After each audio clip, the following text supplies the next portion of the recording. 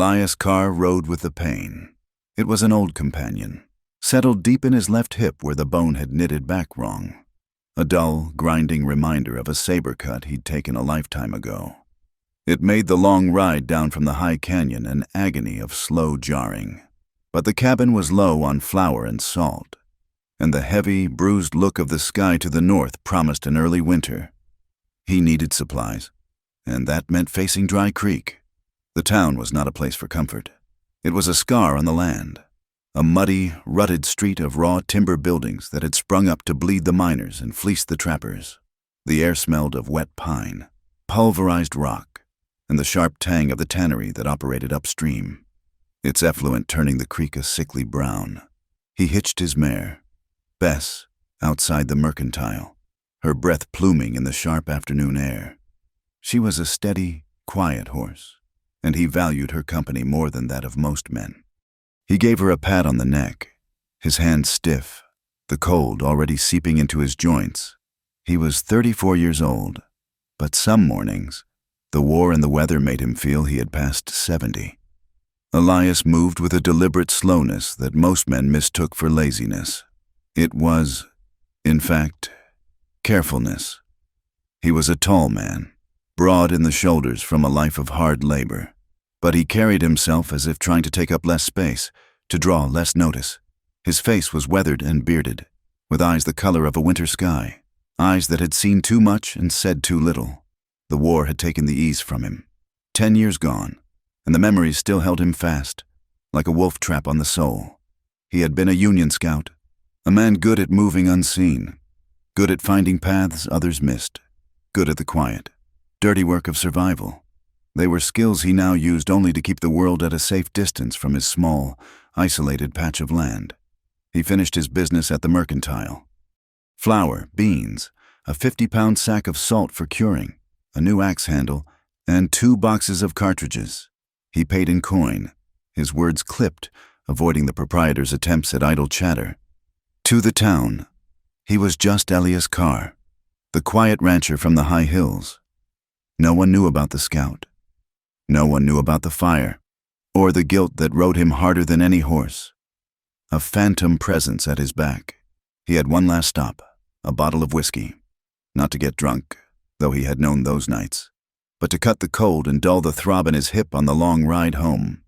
The mercantile only sold watered-down temperance mixers, useless against the kind of cold he carried. He hated the saloons. He hated the noise, the smell of stale sweat and spilled beer, and the brittle, desperate hope of the men inside. But the Golden Spur sold a decent rye. He pushed open the bat-wing doors, the sound of a poorly tuned piano crashing into him. The air was thick with blue smoke that burned his eyes and clung to the back of his throat. He kept his head down, his gaze fixed on the floorboards as he moved toward the bar. That was when he heard the sound. It was not a shout or a scream. It was a thick, wet sound, the crack of an open hand striking flesh, followed by a heavy, meaty thud as a body hit the wall. "You'll do what I say, girl. You'll do it now, or I'll break that pretty face." Elias stopped. He did not want to look. He had spent a decade turning away, practicing the art of non-existence. His business was flour, salt, and whiskey. Nothing more. But he did look. A large man. Abel, the owner of the Spur, had a fistful of a girl's hair. She was young, barely a woman. She wore a thin, stained chemise that was torn at the shoulder, her feet bare and black with filth on the sawdust-covered floor. A fresh, livid bruise was blooming on her cheek, and blood trickled from the corner of her mouth. Abel was dragging her toward the back rooms, his other hand gripping her arm so tightly his knuckles were white. "Got a special customer waiting on you. Delia. He paid extra for the fresh stock, and he don't like to be kept." The girl, Delia, stumbled. She looked terrified, her eyes wide and hollow, but she wasn't fighting. That is what got to Elias. She wasn't screaming or clawing. Her body was rigid with a terror that went beyond pain, but she was limp in the man's grasp, as if she knew from long, hard experience that fighting only made the next part worse. Her eyes, desperate and empty, scanned the room. They looked for nothing, expected nothing. Then, as Abel gave her another violent shake. She whispered, just loud enough for Elias to hear over the din. "Don't make it worse. Abel, please." Elias felt the old sickness rise in him. It was a cold, acidic feeling in his gut. The same feeling that came before the gunfire, before the burning. He thought of the homestead, the fire, the screams he had spent 10 years trying to forget. He had not meant to intervene. It was not his business. His business was the ranch, the cattle, the silence. He was almost to the bar. He could buy his bottle and be gone. But his feet had stopped. His hand, instead of reaching for his wallet, went to his pocket. "Let her go." His voice was quiet. Too quiet for the noise of the saloon. But it cut through the piano and the laughter like a cold knife. Abel stopped. He turned, dragging Delia with him. He was a big man, gone soft in the middle, with a face like spoiled meat and small, calculating eyes. "What's that? Car," Abel sneered, his grip tightening. The girl let out a small, choked gasp. "You want to turn? She ain't on the menu till Silas is done with her, and he's paid for the whole night." Elias did not look at Abel. He looked at the girl. Her eyes met his for a fraction of a second. They were dead. They were the eyes of the woman at the homestead, the eyes of the boy in the trees. He didn't want this. He didn't want any part of this world. But the words were out before he could stop them, drawn from that same deep, cold place as his nightmares. He reached into his pocket and pulled out the last of his coin. 2 heavy silver dollars. He threw them onto the scarred wooden bar. They landed with a solid, definitive thud that seemed to echo in the sudden quiet. "She's mine now." The saloon went still. Even the piano player's hands froze above the keys. Elias did not look at Abel. He kept his gaze on the girl. He did not know her name, did not know her story. He only knew he could not, this time, stand by and watch. Abel stared at the 2 silver dollars. A slow, greasy smile spread across his face. He looked from the coins to Elias, then back to the girl. $2. It was an insult for a full night, but for a quick trade, for an interruption. It was profit. And Silas was a mean drunk. The girl might not last the night anyway. This was easy money. $2, Abel chuckled, abruptly releasing Delia's hair. He shoved her forward with such force she stumbled, falling to her knees on the filthy floor, landing almost at Elias's feet. "She's all yours. Rancher, you bought the damaged goods." Abel scooped up the coins and slapped the bar. "Hell, for that kind of entertainment. Whiskey's on the house, boys." The noise of the saloon flooded back in, louder this time, filled with coarse laughter and the resumption of the piano. Elias hadn't moved. He stood there, a statue of worn denim and quiet guilt, looking down at the girl. She stayed on the floor for a long moment, crouched, her dark, matted hair hiding her face. She was trembling, small, sharp shudders that ran through her whole body. "Get up," Elias said, his voice flat. She rose slowly, unsteadily.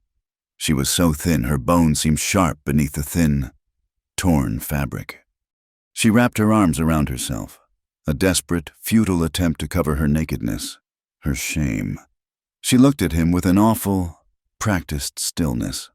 "Where?" she whispered, her voice rough, her eyes fixed on his chest. "The back room, or do you want to take me outside?" "I'm leaving town." She stared, her mind clearly struggling to understand. What do you expect?" she finally managed. "I expect nothing." "You paid $2. Her voice was a dry rasp. "A man pays $2. He expects something. You want me to kneel? Here?"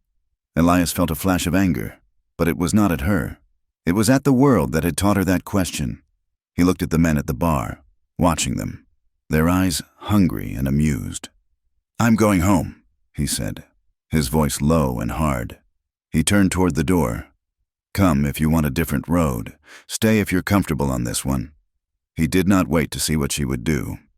He pushed through the bat-wing doors, the laughter of the saloon at his back, and stepped into the cold, clean air. He untied Bess, his hands shaking slightly. What had he done? What in God's name had he done? He had enough ghosts. He did not need a living one. He swung himself into the saddle, his hips screaming in protest. The pain was sharp, a fitting punishment for his foolishness. He gathered the reins, ready to put this town, this mistake, behind him. A shadow fell beside his horse. Delia stood there. She had found a ragged blanket somewhere inside, a sour-smelling thing that she had wrapped around her shoulders, covering the torn chemise. Her feet were still bare. The freezing mud of the street was already caking them. She looked up at him, her face pale, the bruise on her cheek a violent, angry purple in the gray afternoon light. She was terrified. Her eyes were wide, darting from the saloon door back to him. But she was there. Elias looked down at her for a long time. He saw the cold. He saw the fear. He saw a thing as trapped as a coyote in a snare. "You'll freeze," he said, his voice rough. "I've been cold before." He let out a long, tired breath that misted in the air. He could not leave her. He could not take her. He had done a damn fool thing, and now he had to live with it. He offered his hand. She flinched, a sharp, violent recoil, her eyes widening in panic. Elias held his hand steady. "The horse," he said, his voice flat, devoid of kindness or threat. "You can't walk." She hesitated, her eyes searching his for the trick, the lie. She found nothing. Just a cold, tired man on a patient horse. Slowly, as if expecting a blow, she put her small, grimy hand in his. It was light as a bird and cold as stone. He pulled her up, seating her in front of him on the saddle. She was small, barely taking up any room, but her presence was enormous. She was stiff as a board, her back rigid, her body angled away, not daring to lean against him.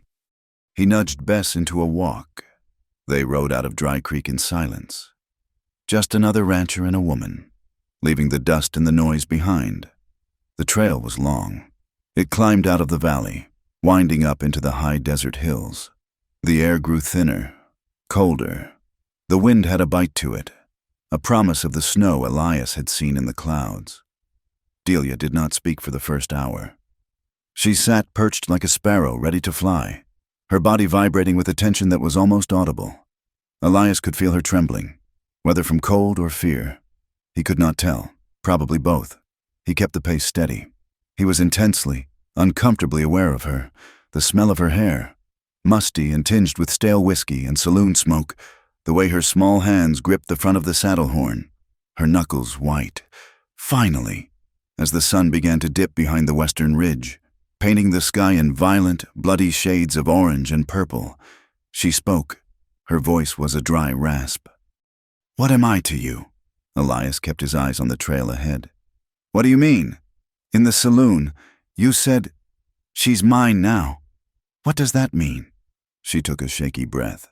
Am I your woman now? Your whore?" The words were ugly. She spat them out like poison, as if testing him. Elias thought for a long moment. The trail was narrow here, the canyon dropping away to their left into a sea of darkening pines. "It means Abel doesn't own you anymore." "So you own me?" Her voice was sharp. He stopped the horse. Bess flicked her ears, annoyed at the interruption. The wind whipped a strand of Delia's dark hair across her face. He looked down at the top of her head. He could not see her face. "No one owns you." She let out a short, bitter laugh that sounded more like a cough. "Everyone owns me. Abel owned me. Before him, Silas owned me. Before him, my stepfather. Men always own me. I just want to know the rules of the new owner." "There are no rules," Elias said. His voice tired. She twisted, wincing as her bare skin rubbed against the rough wool of his coat. She looked up at him, her eyes fierce in the dying light, burning with a cold fire he had not seen in the saloon. "Don't lie to me. Don't you ever lie to me. It's worse than hitting." Her voice was low, trembling with a desperate, furious energy. "What do I have to do? Cook? Clean? Service you? Just tell me. Tell me what I have to do to earn the $2. Elias looked into her eyes. He saw the trauma, the pain, the years of abuse. He saw a girl who had been broken and put back together with barbed wire. He saw a mirror of his own damaged world. "You're free," he said. The words felt strange in his mouth. Heavy, untrue. Her face crumpled. It was not relief, it was rage. "Free?" she hissed, her voice cracking. Free? A woman alone, with no money, no shoes, in a torn dress, in the middle of nowhere, with winter coming on? You call that free? That's just a different kind of cage, Mr. A bigger one. She turned away from him, her shoulders shaking, her face hidden. Elias had no answer for that. He nudged Bess forward. The word free had sounded hollow to him, too. He had not believed it any more than she did. They rode the last 2 miles in a heavy, frozen silence. The darkness fell fast, as it does in the mountains. A thick, smothering blanket. The first flakes of snow began to drift down, small and hard, stinging Elias's cheeks. Delia had gone quiet, her anger replaced by a deep, shuddering chill. After a while, her body gave in. She slumped against his chest, a small, cold weight, her body too exhausted to hold its own tension. Elias ignored the intimacy of it. He was a man carrying a package. That was all. His ranch was less a ranch and more a foothold. A small, sturdy cabin he had built himself. A barn and a few corrals, all tucked into a cold, isolated canyon north of town. The land was hard, unforgiving, but it was honest. It did not pretend to be anything but. He dismounted, his hip locking up from the cold and the extra weight. He reached up for Delia. She slid into his arms, her body limp, her head lolling. He set her on her feet. She swayed, her bare feet blue and numb on the frozen ground. He did not say a word. He half carried, half dragged her into the cabin. Inside, it was dark and cold, but it was out of the wind. He set her on a stool by the cold hearth, then moved with the practiced, economic efficiency of a man who lives alone. He struck a match. The lantern light flared, revealing a single, large room. It was sparse but clean. A rope bed in one corner, a rough-hewn table, 2 chairs, a cast-iron stove. His life. He built a fire in the stove, his stiff fingers fumbling with the kindling. Delia had not moved. She sat on the stool, the ragged blanket pulled at her feet, staring into the nascent flames, her face as pale as the snow outside. The snow was coming down harder now, a thick, white curtain. Winter had arrived early, and it had arrived with a vengeance. Elias watched the fire catch, then turned to her. She looked like a drowned thing, a ghost haunting his hearth. "You're tracking mud," he said. She looked down at her filthy feet, then back at him, her expression blank, uncomprehending. "There's a pump outside, water's cold, but there's a basin," he pointed, "and soap." He left her, going to a large wooden trunk at the foot of his bed. He pulled out a heavy wool shirt and a pair of trousers he used for mending. They would be ridiculously large on her, but they were warm, and they were clean. He tossed them onto the stool beside her. "Put these on." He turned his back, giving her what little privacy the room offered. He busied himself at the stove, putting a pot of coffee on, moving a heavy pot of stew closer to the heat. He heard her movements, the rustle of fabric, a sharp, pained intake of breath as she washed with the freezing water, the small sounds of a person trying to erase themselves.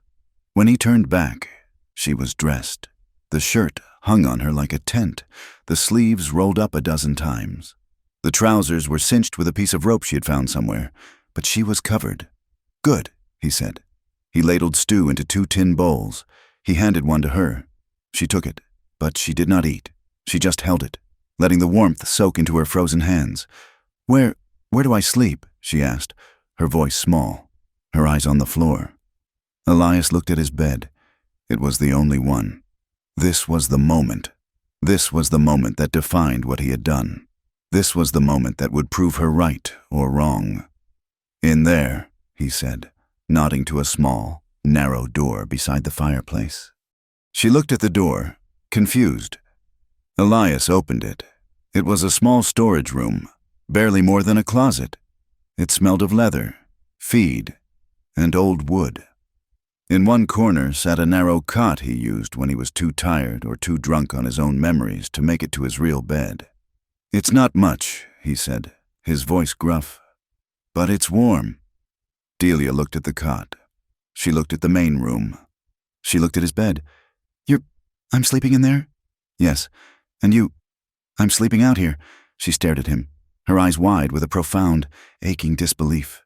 This was a test. It had to be. "Thank you," she whispered. "It's just a cot," he grumbled. "Eat your stew." She ate. They ate in silence. The only sounds the scrape of spoons against tin and the rising howl of the wind outside. When they were done, she took the bowls without being asked, found the washing-up basin, and cleaned them. She moved with a quiet, practiced efficiency. She knew how to make herself useful. She knew how to earn her keep. "Good night," she said, not looking at him. "Good night." She disappeared into the small room and closed the door. Elias sat at the table for a long time, listening to the storm. He was tired. His hip was a ball of fire, and he had a woman in his storage room. He eventually got up, banked the fire, and blew out the lantern. He lay on his bed, fully clothed, his rifle leaning against the wall beside him. He listened. He heard her on the other side of the door. A small sound, a rustle, the scrape of wood on wood. She was bracing the door. He heard her drag a small keg or a heavy box against it, blocking it from the inside. Elias closed his eyes. He did not blame her. He lay awake for hours, waiting for a night that would be filled with sleep. Later, much later, he heard a sound that cut through the wind. She was crying. It was a silent, suffocating sound, the sound of someone who had learned long ago that making noise only brought more pain. The sound of a soul breaking in the dark. Elias turned over, facing the wall. He did not go to her. He did not comfort her. He just lay there, listening to the sound of her breaking, and hated himself, and the world, for it. He did not come in that night, or the next, or the night after that. Delia lay on the narrow cot, her body aching with a cold that had nothing to do with the weather. The room was dark, but in her mind, she was still in the Golden Spur. She saw it all, every night, but tonight it was sharper, more cruel. She had been 10 years old when her mother died of the fever. Her stepfather, a man who had never looked at her with anything but cold calculation, had sold her to Abel 2 days after the funeral. "She's a good worker," he had said, his hand on Abel's shoulder, "and she'll be a looker. Once she fills out." Abel had looked at her, his eyes like fat, damp slugs. "We'll see." For the first 2 years, she had been a worker. Mucking out spittoons, washing glasses, scrubbing floors until her hands were raw and bleeding. Then, on her 13th birthday, Abel had brought her a new dress. Red. "You're done with the floors," he had said, his hand lingering on her hair, his touch making her skin crawl. "Time to start earning your keep, girl."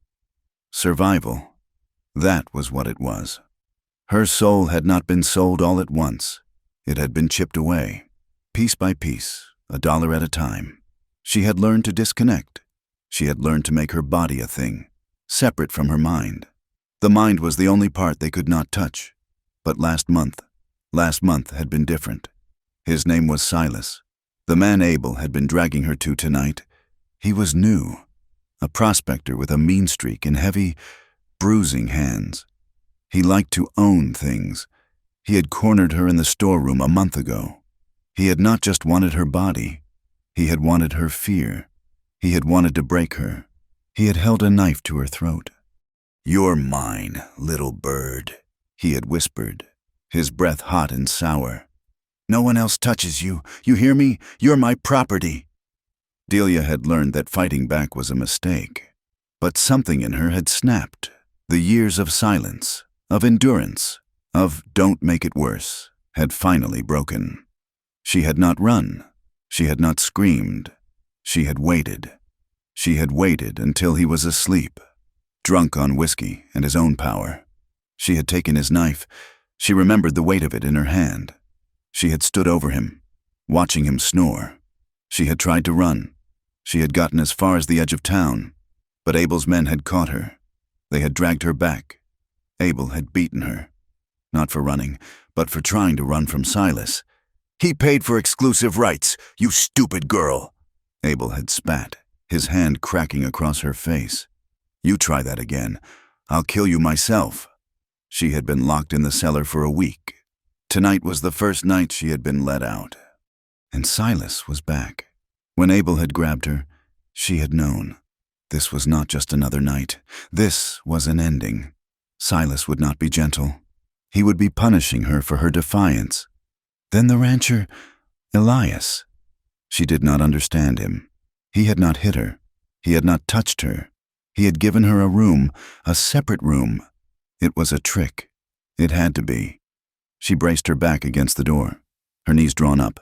He would come. They always came. They would be patient, pretend to be kind, but in the end, they always came. But he had not. She listened to the sound of his breathing in the other room, slow and steady. She listened to the storm. The tears came, hot and silent. She wept not from fear, but from confusion. It was the confusion that hurt the most. Elias did not sleep. He drifted. He was back in the war. Not the battles. He had been good at the battles. He had been a scout for the Union, moving through the trees like smoke, a rifle in his hand, a clear objective. It was the other times, the quiet times, the necessary times. He was in Tennessee. The woods were wet, smelling of pine and damp earth. He was with another scout, a man named Bowen. They had been tracking a Confederate sniper. The trail led to a small homestead, a cabin much like his own. "He's in there," Bowen had said. "I see a woman, a child," Elias had replied, his spyglass trained on the cabin window. "They're harboring him. They're part of it." "We can wait him out," Elias had insisted. But Bowen was impatient. He was a man who liked fire. "We burn him out," Bowen said, pulling a torch from his pack. "No. It's war. Carr, you gonna be soft?" Elias had not stopped him. He had stood there, in the trees, his rifle in his hand, and he had watched. The fire had caught fast. The dry wood of the cabin went up like a match. The screaming started. It was not the sniper. It was the woman and the child. They had run out, their clothes aflame. Elias had just stood there. He could not move. He could not breathe. Bowen had raised his rifle. No witnesses. Elias had shot Bowen. He had shot him in the chest, right then and there, but it was too late. The woman and the child. They were gone. He woke up with a gasp, the smell of smoke in his nostrils. He sat bolt upright. The cabin was dark. The fire was low. The only smell was wood smoke from the chimney and the faint, cold scent of the snow. He was drenched in sweat. He heard a sound from the other room, a sharp, terrified gasp. His own nightmare had woken her. "It's nothing," he called out, his voice hoarse. "Just a dream." He heard her shift, the creak of the cot, but she did not answer. He got up, added a log to the fire, and sat at the table.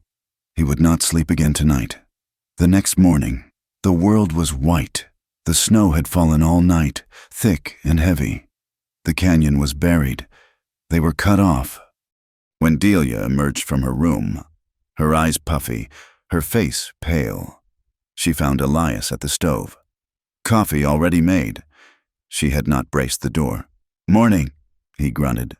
"Morning." He handed her a mug of coffee. It was black and bitter, but it was hot. "We're snowed in," he said, stating the obvious. "How long?" "A week, maybe 2. She absorbed this. She nodded. "What? What do I do?" Elias looked at her. "What do you mean? What work do you have for me?" "The animals need feeding. The barn needs mucking. Wood needs to be chopped. I can do that." "I do that?" "I can help," she insisted, her voice small but firm. Elias sighed. He did not want help. He wanted silence. But he looked at her, at the desperation to be useful, and nodded. "Fine. Find the boots by the door. They'll be too big. Wear 2 pairs of socks." And so their life began. It was a life of silent work. They moved around each other. Two ghosts in a small cabin, two planets in a cold, silent orbit. Elias would chop wood, his breath pluming in the cold, the axe rising and falling, each solid thud a punctuation mark in the vast silence. He would watch her. She was stronger than she looked. She hauled water from the pump, her thin arms straining, but she never complained. She never spoke unless spoken to. Delia would feed the chickens, scattering the grain. She would stand for long minutes, just watching them peck, as if she had never seen such a simple, honest thing. She would watch Elias. He moved with a painful grace, his body stiff, but his hands, when he mended a piece of harness, were gentle and sure. They rarely spoke. More wood. Stew's hot. Pass the salt. They ate at the small table, the silence stretching between them, thick and heavy as the snow outside. Elias would watch her hands.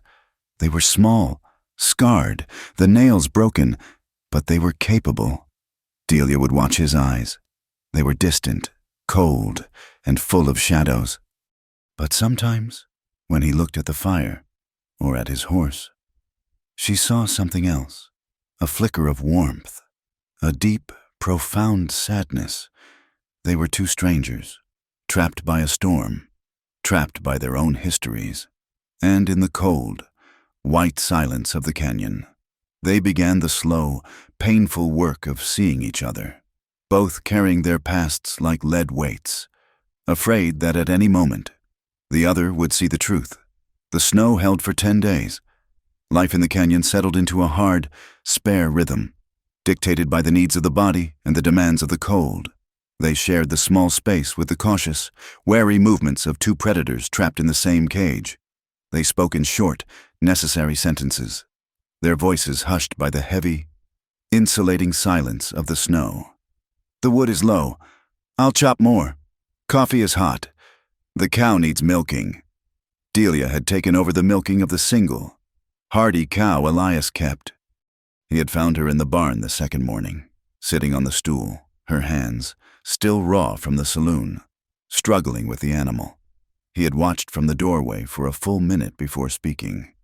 "You have to be gentle, but firm," he had said, his voice rough in the frozen air. She had jumped, nearly upsetting the pail. "I know how." He had left her to it. When he came back, she had a meager amount of milk in the bottom of the bucket, but she had done it. They found their orbits. He handled the heavy work, breaking ice at the trough, clearing paths to the barn, and the endless, aching work of the axe. She handled the cabin, the cooking, the mending, the cleaning. She mended his heavy wool coat, her stitches small and tight, a neat, visible scar on the old fabric. He found himself looking at the stitches when she was not around, tracing the thread with a calloused finger. She was a ghost at his table. She made herself small, tucking her knees in, her eyes always on her plate. She seemed to hold her breath, as if waiting for a blow to fall, or for the rules of this strange, quiet arrangement to finally be explained to her. He avoided her. He stayed outside until the cold drove him in, his hip a blaze of white-hot agony. He would find the cabin warm, the smell of beans and salt pork filling the air, and she would be nowhere to be seen, already retreated to her small cot in the storeroom, the door firmly closed. This silent truce, this careful avoidance, lasted until the snow receded and the world outside the canyon began to intrude. A man's voice, loud and booming, shattered the morning quiet. "Ho, the cabin! Elias Carr, you in there, you old hermit?" Elias, who had been splitting kindling, froze. He saw Delia's face in the small cabin window, a flash of white, before she vanished from view. A man on a mule, wrapped in greasy-looking furs, was making his way up the path. Elias knew him. Jed Slocum, a local trapper who smelled like beaver grease and rotten meat. Elias walked slowly to the cabin door, his axe still in his hand, blocking the entryway with his body. "Jed," Elias said. It was not a greeting. "Cold one, ain't it?" Jed laughed, a wet, hacking sound. He swung off the mule, his eyes small and bright like a boar's. darted past Elias, peering into the shadows of the cabin. "Heard the snow trapped you up here? Ran low on salt." "I've got some to spare," Elias said, unmoving. "Good man." Jed stamped his feet, slapping his arms. "Figure I'd see. Whoa!" His voice dropped. Delia had moved, believing the exchange was over, and a sliver of firelight had caught her. Jed's gaze fixed on the spot. He grinned, a slow spreading of thin lips over yellow teeth. Well, car," Jed said, his voice dropping to a low, suggestive drawl. "I see why you ain't been to Dry Creek. Got yourself some company. And here I thought you was just polishing your rifle all winter." Elias said nothing. His hand tightened on the axe handle. The silence stretched, cold and sharp. Jed, mistaking the silence for shyness, pushed on. "Where'd you find one like that? She ain't from around here?" He took a step closer, trying to look past Elias's shoulder. "Warmer than a buffalo robe, I'd wager." "The salt," Elias said, his voice flat. "It's in the barn." He turned and walked toward the barn, not waiting to see if Jed followed. He expected Jed to make another comment, but the trapper just chuckled and followed him. The transaction was quick. Elias measured out the salt. Jed traded 2 beaver pelts and a fox. "She clean?" Jed asked, tying the salt bag to his mule. Elias did not look up from coiling the rope. "Just asking," Jed said, raising his hands in mock surrender. "A man gets curious, lonely up here. Don't blame you for finding a way to pass the time." Elias said nothing. He handed Jed the lead rope. Jed mounted, then paused, looking back at the cabin. The door was closed. "You keep her hid well," Jed said, his smile gone, his eyes now calculating. "Abel, down at the spur. He's missing one. Said a girl ran off on him. Owed him money. Looked a bit like that one." The air thickened. "This one," Elias said, his voice a low growl, "is my business." Jed held his gaze for a long moment, then shrugged. "Ain't no concern of mine, long as the pelts is good." He spat a brown stream of tobacco juice into the snow near Elias's feet, then nudged the mule into motion. Elias stood there until the sound of the mule's progress was swallowed by the canyon. He stood there for a long time, the cold seeping into his bones. But it was not the cold that made him shake. It was the rage. It was the old, familiar, acidic taste of violence that rose in his throat, the urge to have taken the axe, not to the wood, but to Jed Slocum, had been terrifyingly strong. He went back inside, his boot heels hitting the floorboards like hammers. Delia was standing by the stove, her hands twisting in the fabric of his old shirt. She was pale, her eyes wide. "He's gone," Elias said. The words came out harsh, clipped. "Next time you hear a man, you go to your room, you stay there. You don't make a sound." She flinched, as if he had struck her. Her chin came up, a small, defiant gesture that he was beginning to recognize. "Why?" she asked, her voice shaking but hard. "Because I said so." "Why?" she insisted, stepping away from the stove, toward him. "Are you afraid he'll know what I am? Are you ashamed?" "This has nothing to do. You're ashamed he saw me," she accused, her voice rising, cracking with an awful, brittle pain. "You're ashamed he'll go back to town and tell everyone that Elias Carr, the quiet rancher, bought himself a saloon whore. Is that it? Does it spoil your clean air? You don't know what you're talking about," he growled. "I know what I am," she cried. "I know what that look means. I've seen it every day for 5 years. But I ain't never seen a man ashamed of buying it. I've only seen them ashamed of being seen." She confronted him, her small body vibrating with fury and a despair so deep he could not fathom it. "Why pretend you care what happens to me?" she spat. "You bought me. You own me. Just tell me the rules. Don't hide me like I'm a sickness." Elias didn't answer. He couldn't. He looked at her, at this wild, wounded girl, and he saw a mirror of his own rage. He was not ashamed of her. He was terrified of the thing she woke up in him. He was terrified of the part of him that had wanted to kill Jed for looking at her.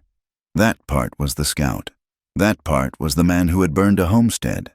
That part was the animal he had come up here to starve to death. And this girl with her haunted eyes and her defiant pain. She was feeding it. He said nothing. He could not explain that he was warning her, not to protect his reputation, but to protect her from the world, and to protect the world from him. He turned his back on her. He stalked out of the cabin, grabbed the axe, and attacked the woodpile.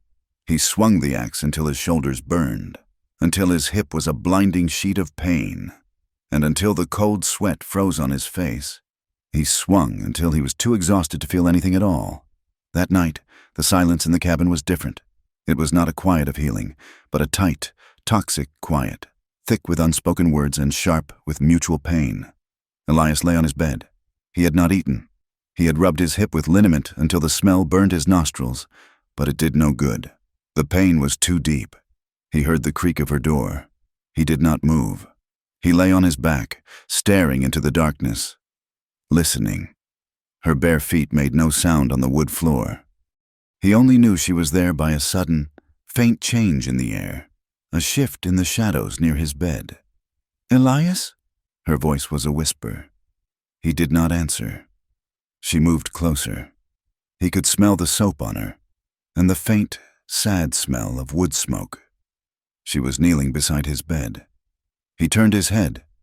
In the faint, dying glow of the fire's embers, he could see her. She was wearing only a thin wool blanket, draped around her small shoulders. It was the only thing she had, the only currency she understood. "Do I disgust you?" The question was so quiet, so broken.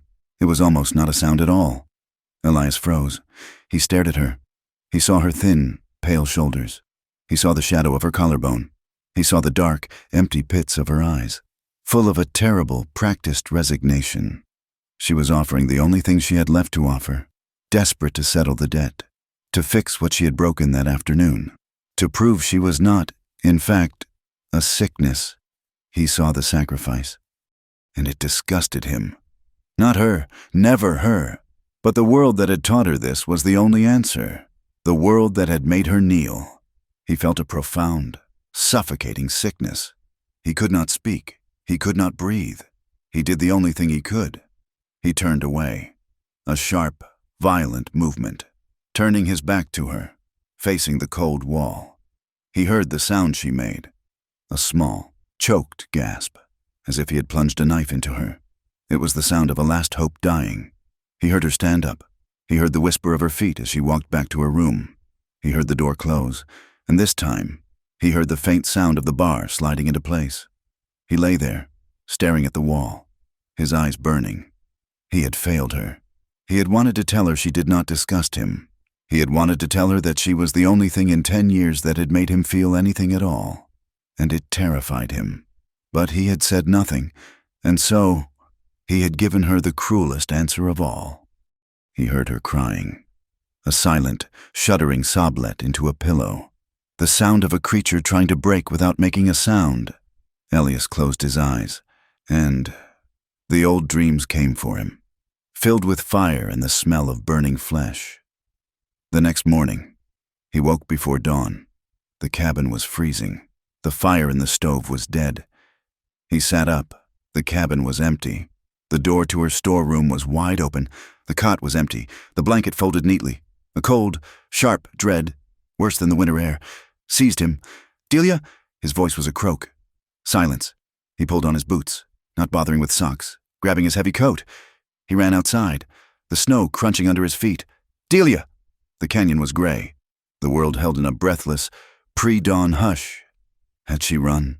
Had she tried to walk to Dry Creek in the dark? She would be dead in an hour. He checked the barn, his heart a cold hammer in his chest. He found her in the empty stall, the one furthest from the door.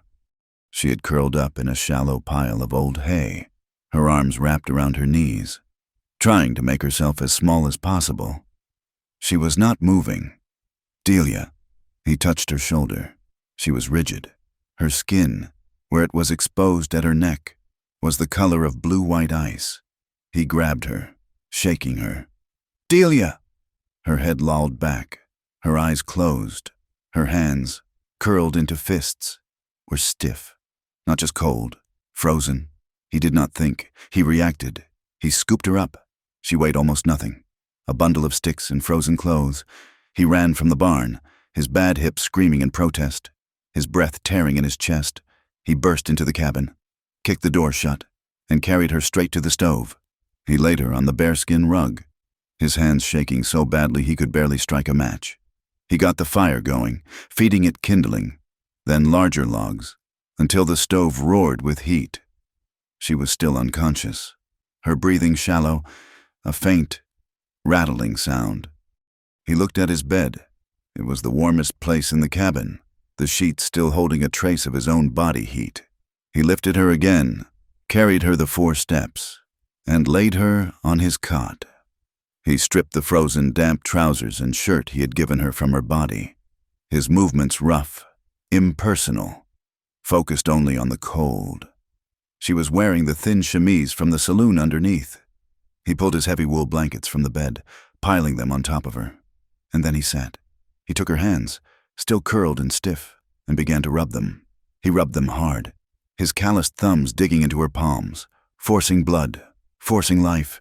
He rubbed until his own skin was raw. She moaned, a low, animal sound of pain. As the feeling began to return, her fingers twitched, then spasmed. He did not stop. He sat there, in the dark, cold cabin.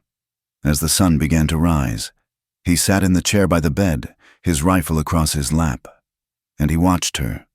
He watched the color slowly, painfully, seep back into her face. He watched her eyelids flutter. He watched her live. He must have drifted off. He woke when she spoke, his hand automatically gripping the rifle. The sun was high. The cabin was warm. She was awake, staring at him. She was in his bed, under his blankets. He was in the chair.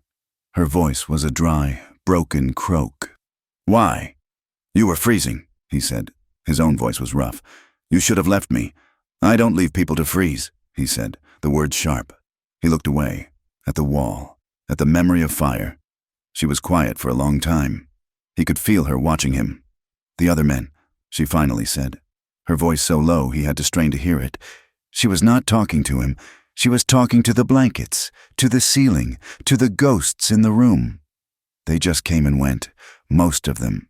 You learn to go away. You go somewhere inside your head. You just let them use the outside part. Elias sat like a stone. He did not move. He did not breathe. He just listened. "You sell it?" she whispered, her eyes fixed on a crack in the ceiling. "A piece at a time. $1 for this piece, $2 for that one, until one day you look down and you wonder if there's anything left to sell. You wonder if you're even there at all." He closed his eyes. "The last one, Silas." Her voice changed. It became thinner, sharper, like a new whetted blade. He was different. He didn't just want the use. He wanted to own all of it. He wanted to own my breath. He said I was his property. He liked to say that. She took a shaky breath. He liked to hurt, and he said he'd never stop, that I was his for good. She paused. "So I stabbed him." Elias opened his eyes. He looked at her. She was not looking at him. She was staring straight ahead, her small, frozen hands clenching the rough wool of his blanket. "I took his knife," she said, her voice flat, devoid of all emotion. "When he was sleeping. I don't know if he's dead. I didn't look back. I just ran. Abel's men caught me." She finally turned her head, her gaze meeting his. Her eyes were not pleading. They were not asking for forgiveness. They were just empty. "I thought you should know," she said. Elias looked at her for a long time. He saw the girl from the saloon. He saw the woman who had knelt by his bed. He saw the frozen child in the barn. He had no words of comfort. He had no judgment. He had, in his life, done so much worse. "He alive?" he asked. "I don't know," she whispered. "I hope not." He nodded. Once, a slow, heavy acceptance. "Get some sleep. You're safe here." That night, the air in the cabin was new. The confession had lanced a boil. The silence was still there, but it was no longer heavy. It was a shared space. She was cooking, her movements slow, still stiff from the cold. He was at the table, cleaning his rifle. the familiar smell of oil and steel filling the room. She moved past him to get a pot. Her hip brushed his shoulder. An accident. But then, as she reached for the shelf, her hand brushed his. His hand was on the table. Hers, reaching for a tin of flour, grazed his knuckles. It was nothing, a feather-light touch. But they both froze. He stopped breathing. He could feel the warmth of her skin, the slight tremor in her fingers. It was the first time they had touched in a way that was not violence or rescue. He did not pull away. She did not pull away. He looked at her hand, small and scarred, resting for a fraction of a second against his own, which was large, calloused, and stained with grease. Slowly, deliberately, he turned his hand over, palm up. His fingers brushed the back of her hand. A jolt went through both of them. He saw her sharp intake of breath. He felt his own heart slam against his ribs. It was more intimate than any night he had ever spent with a woman.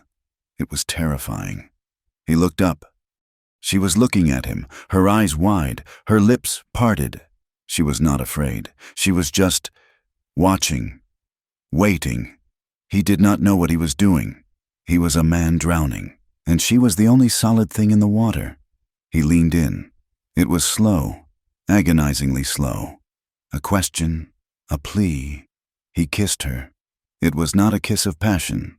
It was a kiss of grief. It was chapped lips against chapped lips. It tasted of salt and coffee and the faint, metallic tang of fear. It was soft. It was hesitant.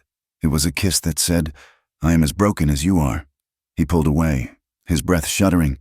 He looked at her, horrified at what he had done, at the line he had crossed. He had taken her pain and her confession, and he had, what? Tainted it. But she did not look tainted. She did not look broken. She looked at him, her gaze steady, her eyes clear. "I'm not afraid of you," she whispered. Elias looked at her, at this small, fierce, impossible creature. He saw her courage, her resilience, her refusal to be truly destroyed, and he saw his own weakness, his own fear. "That's what I'm afraid of," he said. That kiss was a stone dropped into a frozen pond. The surface, still and silent for so long, now bore a single, violent fracture.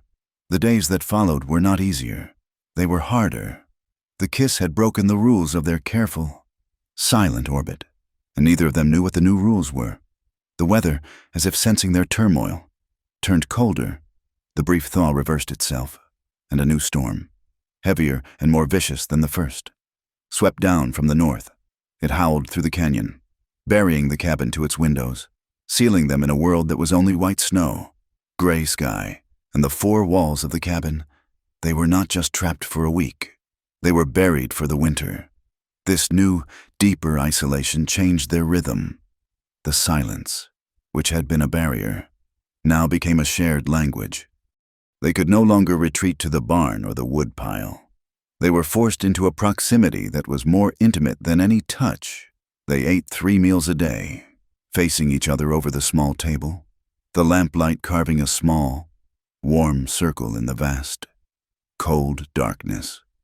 She told him, in her quiet, flat voice, about her mother, how she had loved the color yellow, how she had died in a heat wave in St. Louis, her hand so hot it felt like a stove lid.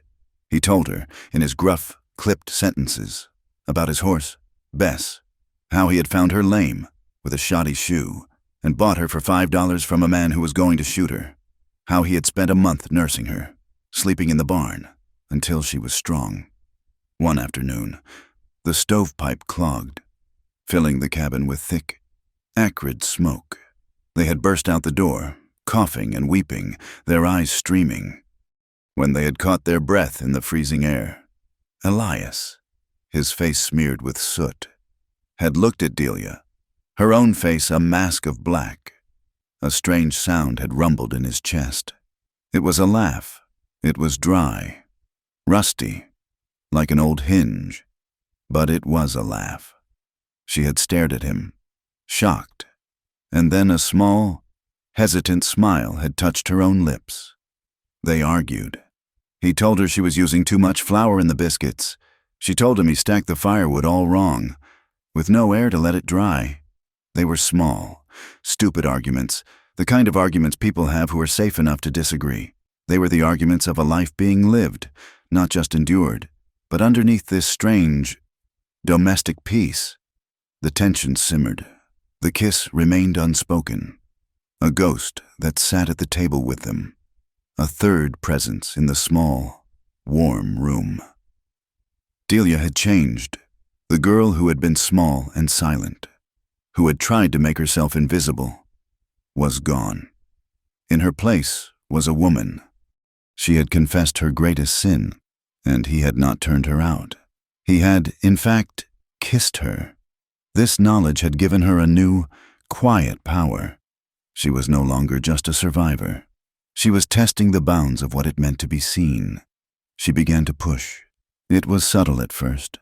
She stopped wearing the heavy, bunched-up trousers. She mended the torn chemise, and when she worked in the cabin, she wore only that and the oversized wool shirt he had given her. It came down to her knees, but it was not the shapeless armor the trousers had been. He would look up from mending a harness and find her kneading dough, the firelight outlining the shape of her leg, the curve of her calf. He would look away, his heart slamming against his ribs, his hands suddenly clumsy. When they passed in the narrow space between the stove and the table, she no longer angled her body away, shrinking to let him pass. She held her ground. Her shoulder would brush his arm. Her hip would press against his for a fraction of a second. He would freeze, his entire body rigid. She would murmur, "Pardon me," and her voice would be low, her breath warm on his neck. He began to retreat again. He became gruff, silent. He spent hours in the barn, in the freezing cold, doing unnecessary work, just to be away from her. He was terrified, not of her, but of the thing she was waking in him. The man who had been a scout, the man who had lived on instinct and violence, was a man of simple, brutal appetites. He had kept that man caged for 10 years. He could feel the bars of the cage beginning to groan. One night, the blizzard was so loud it sounded like a living thing, a giant animal trying to claw its way into the cabin. They had eaten in silence, the tension a tangible thing, a coiled snake on the floor between them. Elias sat at the table, cleaning his rifle for the 3rd time that week, his hands moving over the familiar, cold metal. Delia was by the fire, brushing her hair. He had found an old tortoiseshell comb in his mother's trunk and given it to her. She was sitting on the rug, the firelight turning her dark hair to spun copper. She was wearing only the long shirt. He heard her stop. He heard her set the comb on the hearth. "Elias?" His hand stilled. "What? Are you awake?" It was a strange question. He was sitting 5 feet from her, the lantern bright. "I'm awake." She stood up. She did not turn around. She just stood, facing the fire, her back to him. "Why did you kiss me?" The question hung in the air, sharp and clear above the howl of the wind. Elias rubbed a cloth over the rifle barrel, his movements jerky. "I don't know." "Yes, you do." She turned. Her face was in shadow, her body a silhouette against the bright, dancing flames. "You kissed me, and then you turned away from me. Like I was that trapper. Like I was something dirty." "No," he said, his voice a low growl. "Not you, me." "What does that mean?" "It means I'm not a good man. Delia, it means I'm not the man you should be testing." She walked toward him, her bare feet silent on the floorboards. She stopped when she was standing right beside his chair, so close he could feel the heat radiating from her body. "You're afraid of me," she whispered. He looked up at her. Her face was cast in shadow, her eyes unreadable. "I'm afraid of me," he said, his voice rough. It was the echo of their conversation, weeks ago, but the meaning was entirely new. She looked down at him, and a small, sad smile touched her lips. "Good," she whispered. "So am I." She reached out, her hand hesitant, and touched his face. Her fingers were warm. They traced the rough beard on his cheek, the old, white scar at his temple. He closed his eyes. He should pull away. He should stand up. He should run back to the barn. Instead, His hand came up and covered hers, pressing her palm flat against his cheek. He held it there, his own hand rough and trembling. He turned his face, his lips pressing into the center of her palm. It was a kiss of surrender. She made a small sound in the back of her throat, a sound of pain or of release. He pulled her down, not gently. He grabbed her by the shirt, his other hand going to her waist, and pulled her onto his lap. She landed with a gasp, straddling him. He was still in the chair. He looked at her, his eyes dark, his face a mask of old pain. "I don't know how to do this," he whispered, his voice broken. "I don't know how to be gentle. I don't know what gentle is," she whispered back, her hands on his shoulders, her gaze locked with his. "I only know how to endure." "This won't be that," he said, his voice raw. "Then show me." He did not kiss her. He stood, lifting her with him, his arms locked around her. He carried her the 2 steps to his bed and laid her down. He did not undress her. He did not undress himself. He simply followed her down, his body covering hers, his mouth finding hers in the darkness. It was a desperate, frantic collision. It was not lovemaking. It was a confession of bodies. It was 2 survivors clinging to each other in a storm, seeking not pleasure, but proof that they were still alive. His hands were rough, tangled in her hair, gripping her hips. Her nails dug into his shoulders, her body arching up to meet his. It was a fight. It was a drowning. It was a desperate, gasping, frantic need to feel something other than cold and pain. He was inside her, and she cried out, a sharp, broken sound. He froze, his old ghosts screaming at him. "Did I hurt you?" he gasped, his voice a wreck. She opened her eyes. They were inches from his, and they were filled with tears, but they were not tears of pain. They were clear. They were seeing him. "No!" she panted, her hands coming up to grip his face. "Just stay. Don't go away." He stayed. He moved. And it was no longer a fight. It was a rhythm. It was a prayer. It was the first honest thing he had done in 10 years. After, they lay in the tangled blankets. The blizzard screamed. But inside the cabin, there was a profound, exhausted peace. He was on his back, staring at the ceiling. She was curled against his side, her head on his chest, her arm thrown over his stomach. He could feel her breath, warm against his skin through his shirt. He had not known such a thing existed. This quiet. He felt her stir. She was listening to his heart. He felt the breakdown coming. It was a tremor, deep in his chest. The walls he had built, the ones that had stood for a decade, were crumbling. "Elias," she murmured. A sound tore from his throat, a sob. It was a dry, ugly sound, the sound of a man who had forgotten how to cry. He told her in the dark, his voice a low, broken monotone. "During the war, I was a scout. We were good. We were the best." He choked on the word. We were tracking a runner. A kid. He couldn't have been more than 15. In a butternut uniform, all torn. He was running. Elias, just running. He was scared. He wasn't armed. He dropped his satchel. He paused, the memory filling the room. My partner said to let him go. He was just a boy. But orders were to stop all communications. I raised my rifle. He was running, just trying to get back to his ma. Probably, I shot him, in the back. He just fell. Elias was shaking now, a violent, bone-deep tremor. I went over. He was so young, looked just like my cousin. He was just a boy. A boy. He turned his head, burying his face in the pillow, his shoulders heaving. "I don't get to be clean," he whispered, the words muffled, soaked in a decade of guilt. "I'm not a good man. Delia, I'm a man who shoots boys in the back." He waited for her to move away. He waited for her to get up, to go to her room, to recoil from the monster he had finally shown her. Instead, he felt her hand on his cheek. It was gentle. She turned his face toward hers.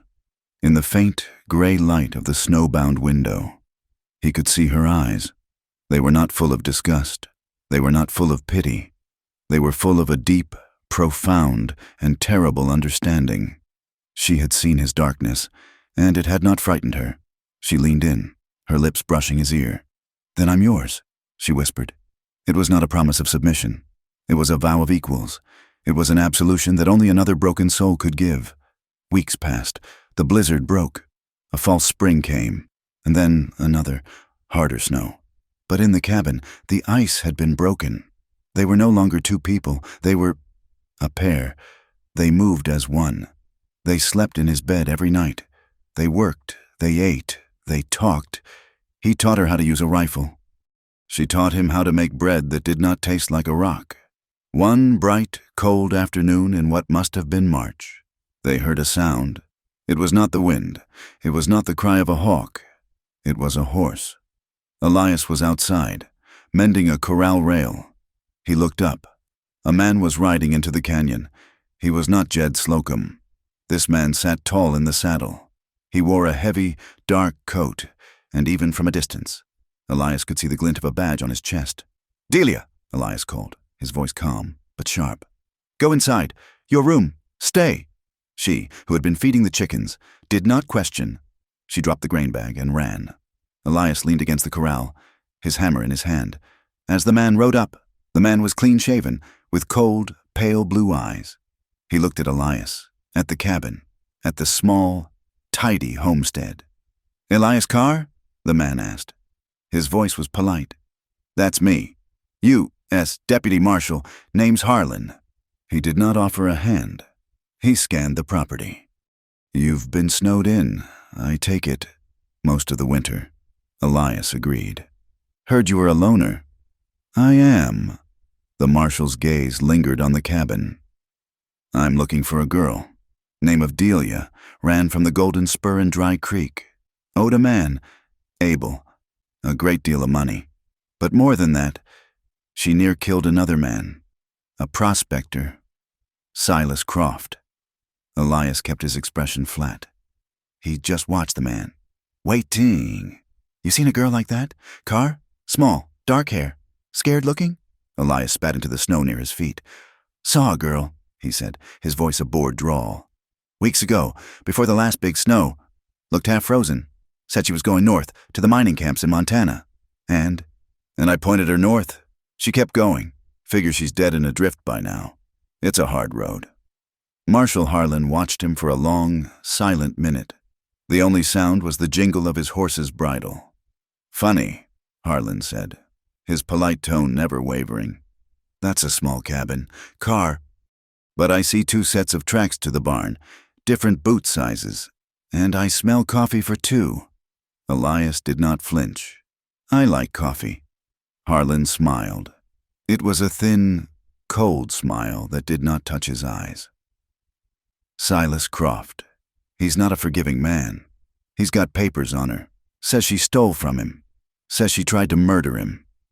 He's got a lot of friends." He gathered his reins. "I don't believe you. Carr, a man who lies this badly. He's got something to hide." He turned his horse. "I'll be back, and I won't be alone. You tell that girl, the one you didn't see, that running is over." The marshal nudged his horse into a walk, riding out of the canyon, his back straight, his purpose clear. Elias stood there, his knuckles white on the hammer, until the man was gone. He went inside. Delia was standing by the closed storeroom door. She was white as the snow outside. She was not packing. She was just frozen. "He's alive," she whispered. It was not a question. "Silas, he's alive." "He's just a man," Elias said, his voice rough. "No," she said, and a terrible, frantic energy filled her. She flew at him, her eyes wild. "You don't understand!" She began to pace, her hands twisting, her body vibrating with a terror he had not seen since the first night. "I have to go," she said, her voice a frantic whisper. "I have to run. He'll kill you for hiding me.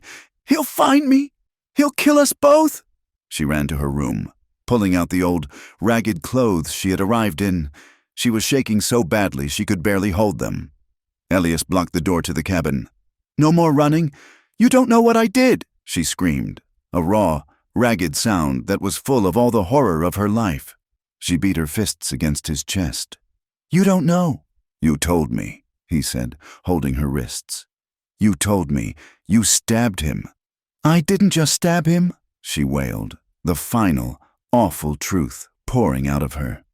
"He wasn't just a man. He wasn't a customer. He was my owner." Elias froze. "Abel sold me to him," she sobbed, collapsing against his chest. The fight gone, replaced by a devastating, crushing despair. "My papers. He had my papers. He said he was taking me to Texas, to a house. He said I'd never see the sun again. He liked to use the knife, just to scare me. I took it. I took it when he was asleep. I thought I killed him. I wanted him dead. I prayed he was dead." She clutched the front of his shirt, her voice muffled, her body shaking with the force of her sobs. "If he's alive, Elias, he won't just kill me. He'll take me back, and he will never, ever stop." He blocked the cabin door with his body. Delia, her face a mask of pale, frantic terror, was holding the ragged, filthy chemise she had arrived in, her knuckles white. "Let me go," she whispered, her voice raw. "No." His voice was a low growl. He stood like a stone, a wall of worn denim and quiet finality. "Elias, please," she begged, and the plea tore at him. "He'll kill you. You don't know him. He won't just ride on. He'll kill you for hiding me. He'll burn this place. He'll kill you, and then he'll take me." "And where will you go?" he asked, his voice rough. "You'll run. Where to? North. You'll be dead in 2 days. The snow's still too deep. It's better than what he'll do to me," she sobbed, her body starting to shake. "It's better than what he'll do to you." "Stop," he said. He took a step toward her, and she flinched back, her eyes wild. He stopped. "Just stop. You've been running your whole life. You ran from him. You ran from Abel. You tried to run from me. Where does it end? It ends when he's dead. Or I am." "No," he said, and his voice was so low, so heavy, it seemed to shake the floorboards. "If you walk out that door, it won't be freedom. It'll be running forever. You'll be looking over your shoulder every minute, in every town, at every man. You'll be his, even if he never finds you. You'll be his prisoner, forever." "So what?" she screamed, the sound tearing from her. "What is the other choice? You'll stand against a marshal, against his men, for me?" She threw the ragged chemise at his feet. "For this? For a whore you bought for $2 silver? Is that what you think you are? A hero?" The acid in her words was meant to push him away, to save him from his own foolishness. She hit him with her small, balled fists, beating against his chest. A desperate, frantic rhythm of terror. "Let me go! Let me go! I won't have your death on my hands!" He didn't flinch. He let her strike him, his face a mask of old, settled pain. He let her wail. He let her fight, until her strength was spent.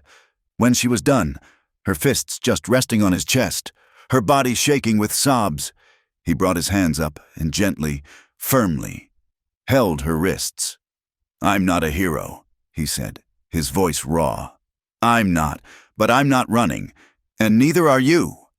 She looked up at him, her face wet, her eyes broken. "Why? Why would you do this? I'm nothing.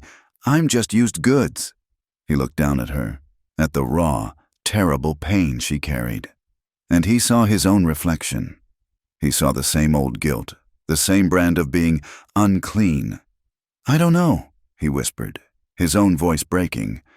I can't let him. I won't." He paused, the words heavy, tasting like rust. "Delia, let me fight for you, please." The word please broke her. It was not a command. It was not an order. It was a plea, from one broken thing to another. She collapsed against him, her face buried in his shirt, and for the first time she did not cry in silence. She wept, loud and long, a storm of grief that had been held back for a lifetime. He just held her.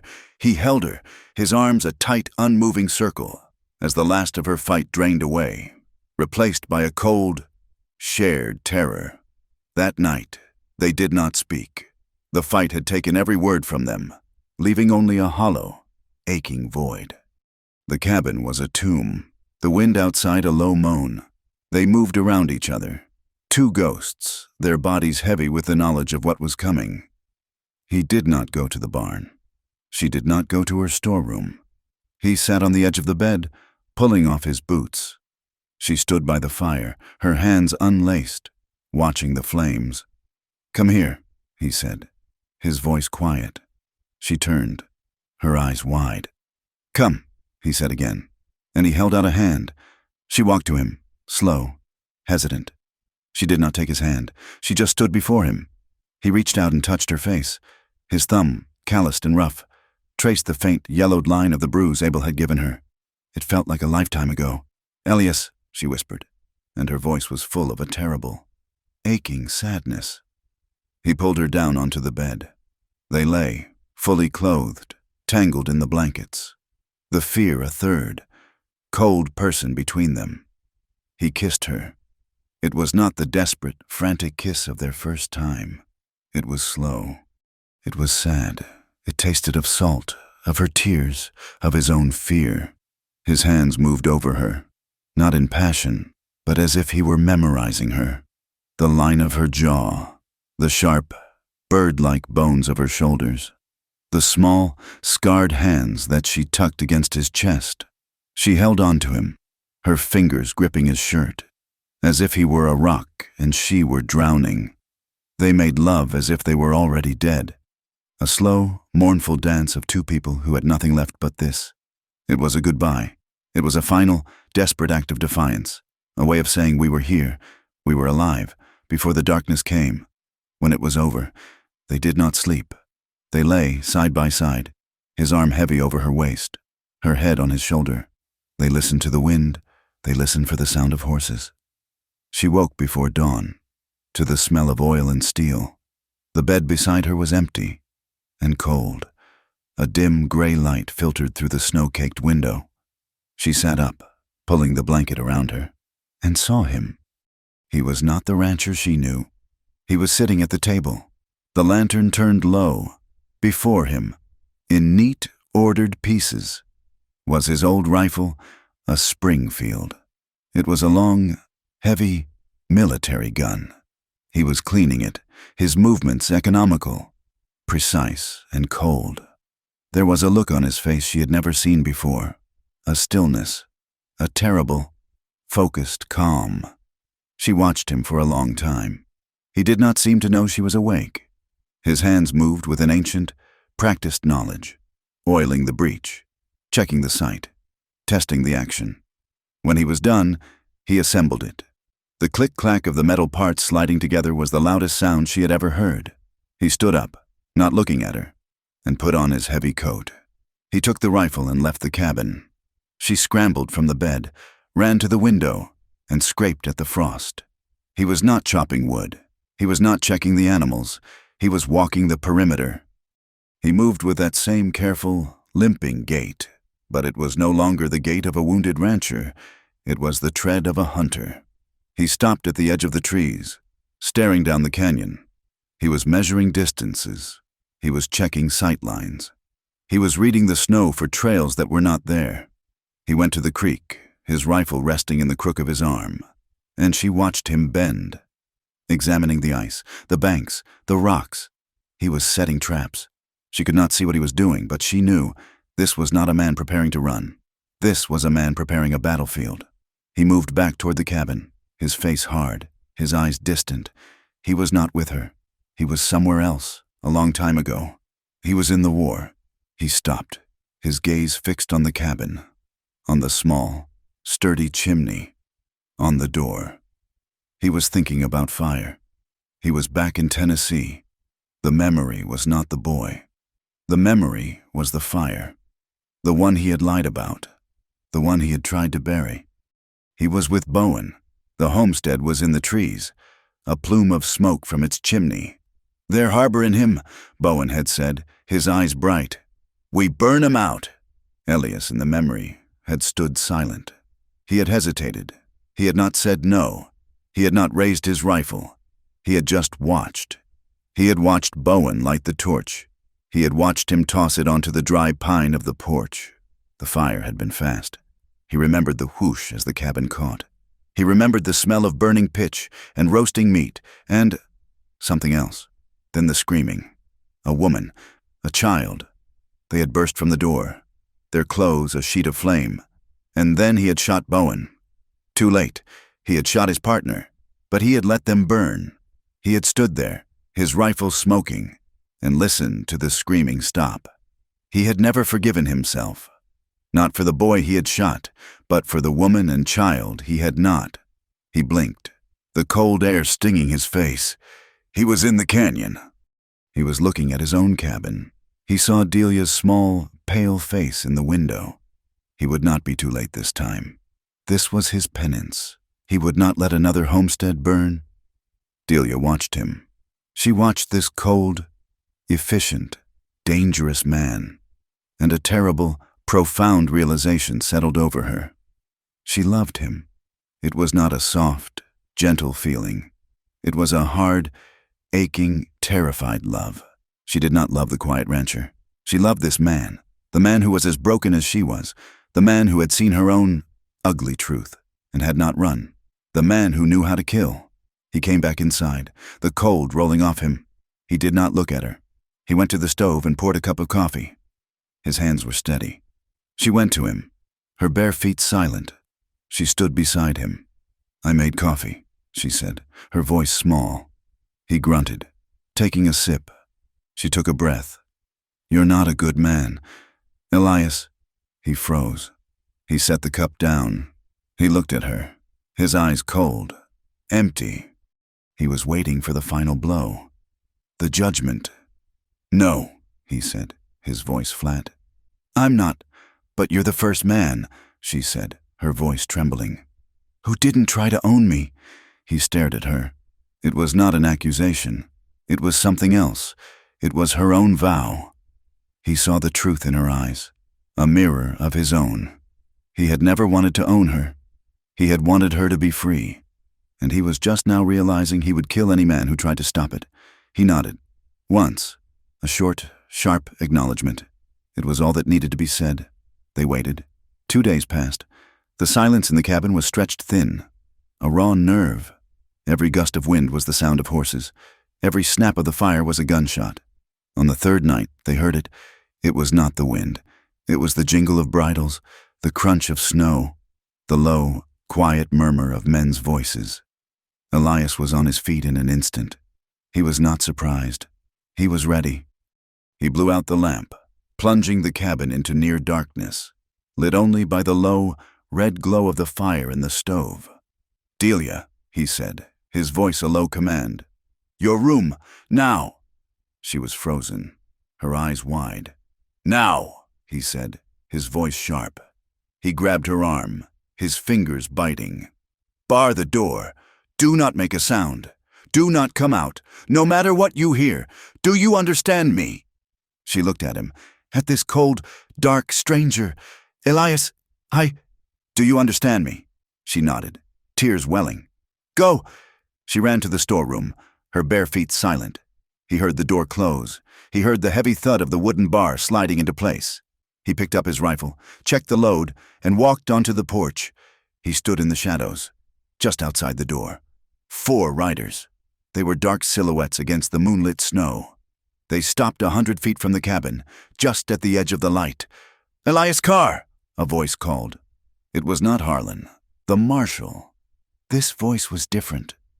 Greasy, confident. Elias stepped out from the shadows, his rifle held loosely in his hand, pointing at the ground. "That's me. This is private land. State your business and ride on." One rider dismounted. He was a big man, broad in the shoulders, with a long coat. He walked forward, his spurs jingling, into the faint light from the cabin. He was wearing a tin star, pinned crookedly to his coat. His face was scarred on one side, a puckered, angry-looking thing that pulled his mouth into a permanent sneer. His eyes were small, black, and dead. Delia, from behind her door, had her ear pressed to the wood. She heard the voice, and her blood turned to ice. It was him, Silas. "Private land, is it?" Silas Croft laughed, a low, wet sound. I'm Deputy Silas Croft, from down Texas way. I'm here on official business." He stopped, his hand on the butt of his pistol. "I'm looking for a piece of stolen property. A whore named Delia. She's mine." "There's no one here by that name," Elias said, his voice flat. "Don't lie to me." "Rancher?" Silas sneered. "I had a chat with Harlan. He said you were a poor liar. I can smell her. She's in there, isn't she? Hiding under your bed?" "The only person in that cabin," Elias said, his voice dropping, "is my wife." Silas froze. He stared at Elias. Then he threw his head back and howled. It was a loud, barking, ugly laugh that shattered the canyon's silence. His men, sitting on their horses, chuckled. "His wife?" Silas bellowed, slapping his thigh. "You married her? You married my property? You married the $2 whore that I bought and paid for?" The laughter stopped as quickly as it began. Silas's face went cold, the sneer tightening. "You can't marry what's already owned. Carr, I've got papers." He tapped a pocket on his coat. "Bounty papers. Stolen property. Attempted murder. That's what she is. And she's mine. Get off my land," Elias said, his voice a low growl. He raised the rifle, just an inch, until it was pointing at Silas's belly. Silas's eyes flicked to the rifle, and he smiled. "You're a hard man. I'll respect that. For a minute." He held up his hands. "I'll give you a choice.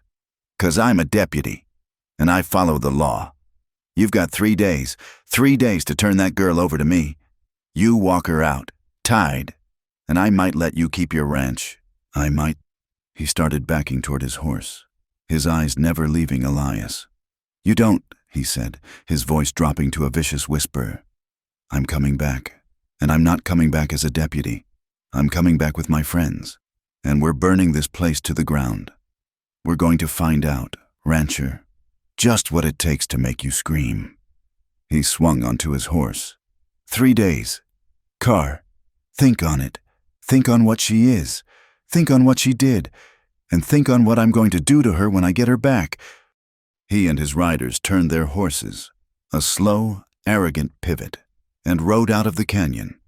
Elias stood on the porch, his rifle in his hand, his face a mask of stone, listening to the sound of the horses fade, until all that was left was the cold, heavy silence of the night. The heavy bar of the cabin door thudded into place, a sound of absolute finality. Elias turned, his back to the wood, and faced her.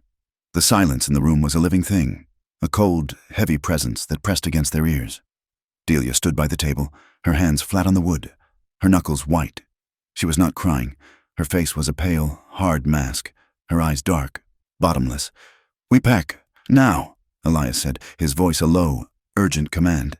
He was already moving, grabbing a saddlebag, his movements clipped, efficient. "We take both horses. We'll follow the high ridge north into the deep territory. We can lose them in the passes before the snow melts." Delia did not move. "No." He stopped, the saddlebag half full. "Delia, this is not a choice.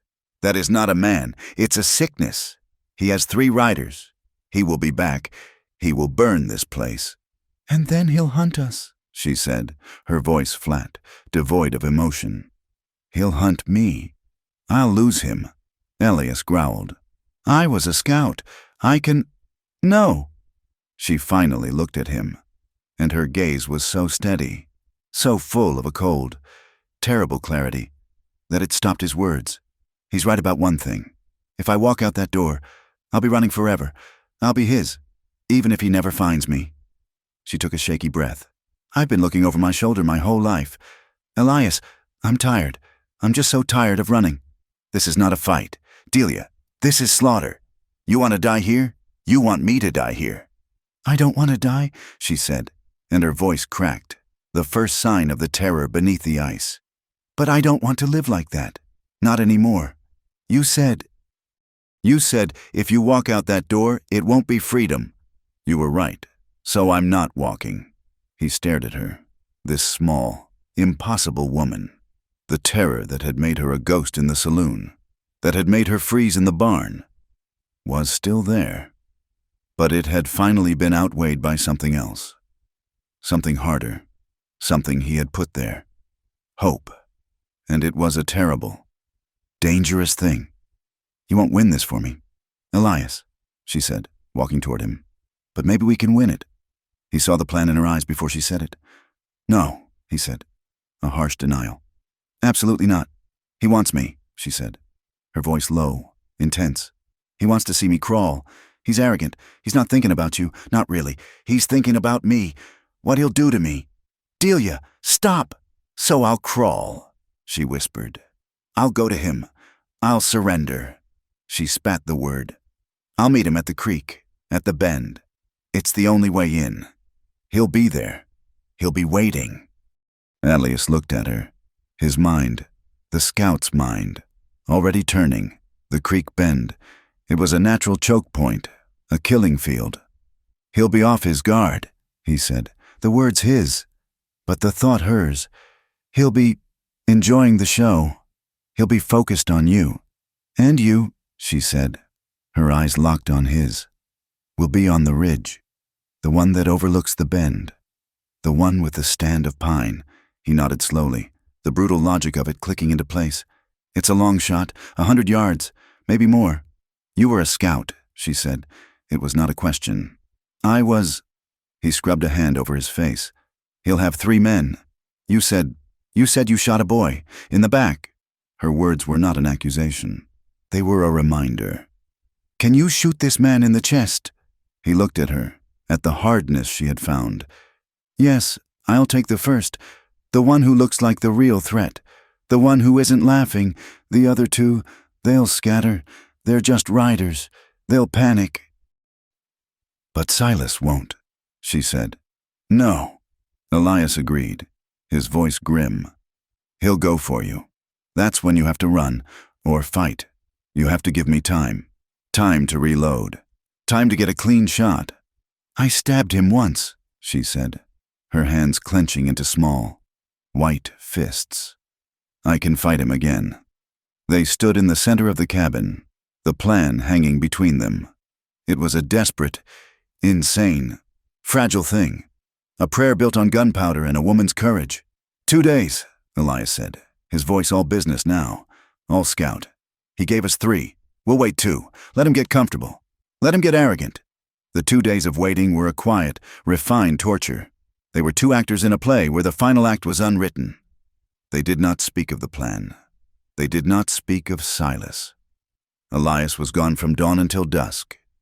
Delia, watching from the window, would see him, a dark speck high on the ridge, moving through the snow. He was not the limping rancher. He was a different man. He was measuring distances. He was building a sniper's nest, a small, hidden blind of pine boughs and snow. He was clearing a shooting lane, snapping small, frozen branches. He was becoming the man he had tried to bury. Delia stayed in the cabin. She found a frantic, terrible energy. She scrubbed the floorboards. She baked. She took the last of their flour, the last of their salt, and she made hardtack, dozens of them. She polished the tin cups. She mended every hole in Elias's clothes, her stitches small, tight, and perfect. She was a woman preparing a house for a funeral, though she did not know whose. They did not sleep. They sat at the table at night, the cabin silent, the rifle on the table between them. They would drink coffee, black and bitter, and listen. They listened to the wind. They listened for the sound of horses. They listened to the slow, heavy ticking of the clock, each tick a hammer blow, counting down the last of their time. The 3rd night arrived. The night before, the stew she had made sat cold on the stove. Neither of them could eat. The air in the cabin was so thick with fear and unspoken words. It was hard to breathe. "You don't have to do this," Elias said, his voice a low rumble in the dark. He was sitting at the table, his hand resting on the rifle. "We can still run, tonight, right now." Delia came and stood behind him. She put her hands on his shoulders. She could feel the tension in him, the coiled springs of a violence he was holding on a short, fraying leash. "And what would we be, Elias?" she asked. her voice soft. Two ghosts, running from a man who should already be dead, running from a man who's been haunting me my whole life. She leaned down, her lips near his ear. He doesn't just haunt me, he haunts you, too. He did not answer.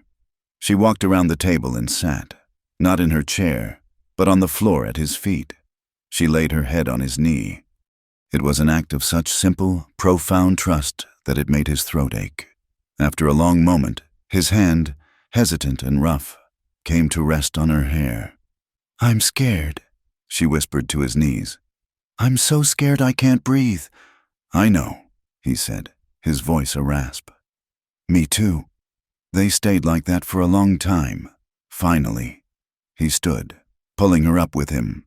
He did not speak. He just led her to the bed. This was not the desperate, frantic coupling of their first time. This was their last. It was a night of such profound, aching sorrow that it was almost holy. He undressed her slowly, as if she were made of spun glass, his rough fingers tracing the faint, silvery lines of old scars on her back, his lips following, a silent, mourn of prayer. She unbuttoned his shirt, her cold, trembling fingers pressing against the warm, solid wall of his chest. She held his face in her hands, his rough, bearded cheeks, and she kissed the old, white scar at his temple, the one the world had given him. Their love-making was a slow, agonizing, gentle goodbye. It was a desperate attempt to memorize each other. It was the whisper of skin, the taste of salt, the quiet, muffled sobs they both tried to hide. It was a final, desperate, human act, a small, warm fire against the vast, howling cold of what was to come. After, they lay tangled, his arm a heavy, possessive bar over her waist, her face buried in his shoulder.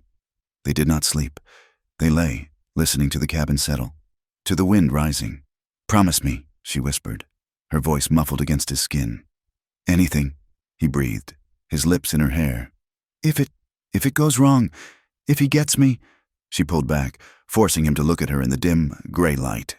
Her eyes were wide, her face a mask of terrible, urgent need.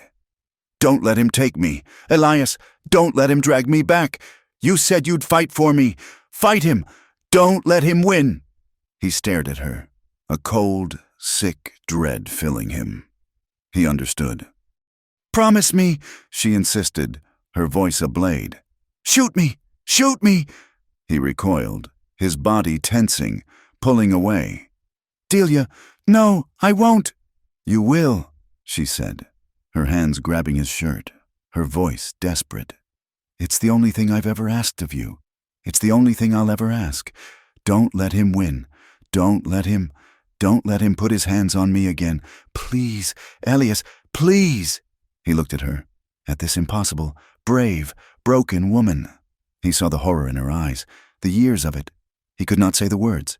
He could not make the promise, so he just pulled her to him, his mouth crashing down on hers, a hard, painful, brutal kiss that was not about love, but about a vow. It was a promise of a different kind, a promise that he would, in the end, do what had to be done. They did not sleep. They held each other, two shipwrecked souls, waiting for the gray light of dawn. The morning was still, cold, and a flat, lifeless gray. The world was muffled in a new, light blanket of snow. Elias was already up. He was dressed in his winter clothes. The scout. He was not Elias, the rancher.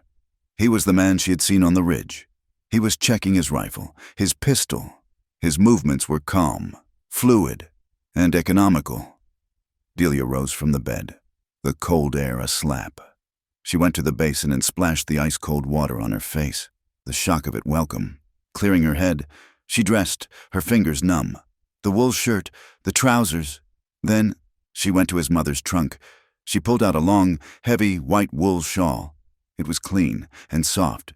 She wrapped it around her shoulders. "It's white," Elias said from the door. His voice was hoarse. "He'll see me," she said, her own voice flat. It draped over her like a funeral veil, a shroud of surrender. They stood at the door. There were no more words to say. They had said them all in the dark. He reached out and touched her cheek, his thumb rough on her skin. "I'll be on the ridge, in the pines." "I know," she whispered. "Wait for the sun to hit the peak," he said, nodding to the west. "That's when they'll be watching. Then go." He did not kiss her. He just held her gaze for one long, agonizing second. Then he turned, slipped out the back door, and vanished into the gray woods. A ghost. Delia waited. She sat at the table, her hands flat on the wood. She watched the light. She watched the slow, heavy hands of the clock. 1 hour, then 2. Finally, a weak, watery beam of yellow sun broke through the clouds and touched the high, snow-covered peak to the west. It was time. She stood. She took a long, shuddering breath. She opened the cabin door. She did not look back. She stepped out into the snow and began the long, 1-mile walk to the creek. The world was silent. The only sound was the crunch of her boots in the snow. Every step was a hammer blow against the frozen earth. Every tree was a witness. She reached the edge of the woods and stopped. Below her, in the canyon, was the creek. A ribbon of black. Fast-moving water cut through a wider, frozen plain of ice. They were there, 4 riders. They were waiting, just as Elias had said, by the creek bend, their horses stamped, their breath pluming in the cold. One of them saw her. He pointed. Silas Cruft dismounted. He grinned. That same awful, greasy grin she saw in her nightmares. He was wearing his tin star. "Well, well," he called, his voice echoing in the still, cold air. "Look what the snow washed up. Did your man finally find his spine and throw you out?" Delia walked out of the trees, onto the open bank. She stopped 50 feet from them. She wrapped the shawl tighter around her. "I'm here." "You are," he said, his voice full of a low, gloating pleasure. He walked toward her, his hand on his hip, his spurs jingling. "Where's the rancher? He hiding under your skirt? Or did he take my advice and run?" "I'll come," Delia said, her voice shaking, but loud enough for him to hear. "I'll come. If you let him live. If you ride on." Silas threw his head back and laughed. It was the barking, ugly sound from the porch. "You'll come. Oh, you'll come, girl. You don't make the terms. I make the terms." He turned back to his horse and uncoiled a long, thick rope from his saddle. He walked back to her, his eyes glittering. He let the rope fall into the snow at her feet. "You know what this is for," he sneered. "Put your hands behind your back. Kneel." Delia looked at the rope. She looked at his face, at the puckered scar, at the dead, black eyes. She felt the old, cold terror rising, threatening to choke her. "I said, kneel," Silas snarled. She looked at the rope. Then she looked up, not at him, past him. She looked at the high ridge, at the dark, silent stand of pine. "No," she whispered. Silas's face darkened. "What did you say?" "No." He lunged for her, his face a mask of rage. The world exploded. A single, deafening crack echoed from the ridge. It was not a pistol. It was the Springfield. And it was a sound of judgment. The man on the horse closest to Silas, the one with his hand already on his rifle, was thrown backward. A red flower bloomed on his heavy coat. He hit the snow and did not move. Chaos. The horses screamed and reared. The other 2 riders yelled, fumbling for their guns, their eyes wide, spinning their horses in confusion, looking for the shooter. Crack! The second shot. Elias was fast. He had reloaded while they panicked. The second rider grabbed his shoulder. A raw scream tearing from his throat, and he kicked his horse, his only thought to flee, galloping madly back down the canyon. Silas did not panic. He was a predator. He roared, a sound of pure, animal rage, and he dove, not for cover, but for Delia. He grabbed her by the hair, dragging her down. "He missed! Your man missed the one that counts!" He fumbled for his pistol, putting his body between her and the ridge, using her as a shield. He dragged her, stumbling, screaming, toward the creek. Delia fought. She was not a victim. She was a trapped animal. As he raised his pistol, She sank her teeth into the thick, glazed flesh of his hand. He bellowed, a high-pitched sound of pain, and his hand jerked. The pistol fired, the shot deafening, the bullet whining harmlessly into the sky. He backhanded her, a brutal, open-handed blow that split her lip and sent her sprawling onto the ice. He lost his grip. He lunged for her again, just as the third rider, the last one, made his choice.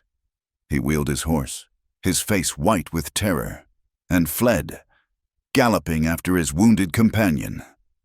They were alone. "He's alone, girl," Silas snarled, his eyes wild. "It's just him." He grabbed her, pulling her up. He dragged her into the water.